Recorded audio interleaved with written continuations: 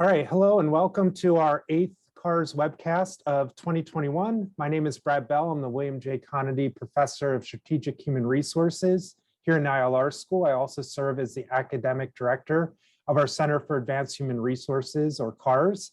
It's a pleasure to have you joining us today. It's also a pleasure to have my co-host for today's session, Susan Beauregard, joining us.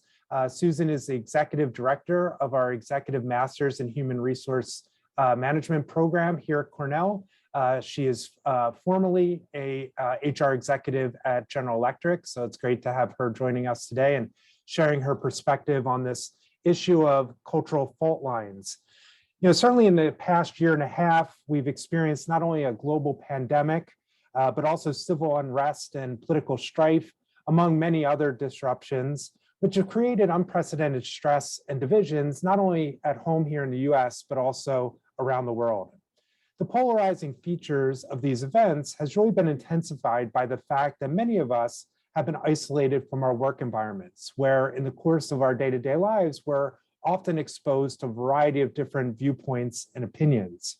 Instead, we've found ourselves having to process a lot of conflicting information, news, and opinions, largely in a vacuum. Or sometimes avoiding the conflict altogether by seeking out challenges with like-minded people. The result is that opinions and emotions have further calcified, creating really steep cultural fault lines around the world. Over the past several months, Susan and I have had many conversations about these fault lines and really have started to explore how organizations can best navigate them.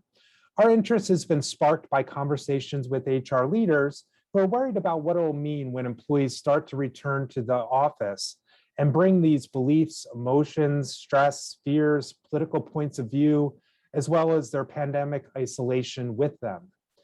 We have also been prompted by news stories of organizations that have taken very different approaches to navigating some of these challenges, from banning certain discussions altogether to really embracing them and having open forums and dialogues with their employees about different difficult conversations, whether it's about race or politics, etc.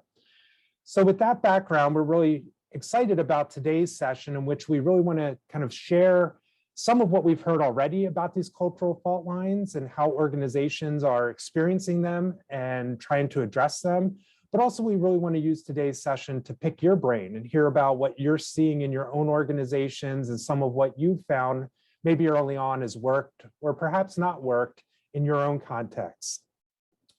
So we're going to start out by sharing some background just to tee up the discussion. Susan's going to dive into some observations and insights that have come out of some of our early discussions with HR leaders. But then again, we want to shift attention to your experiences and observations. In today's session, we'll be using a tool called Poll Everywhere, which will allow you to share your experiences and observations through a number of questions that we'll be presenting. When we get to the polls, we'll give you information about how to log on and share your responses. You can do so either through another web browser or through text message, whichever is most convenient to you.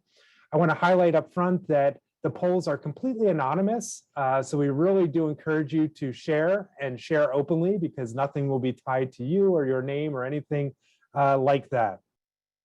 Throughout the presentation, we also encourage you to share any questions that you might have or comments that may come up during the discussion. You can use either the chat function or the Q&A function here in Zoom to share your questions and comments.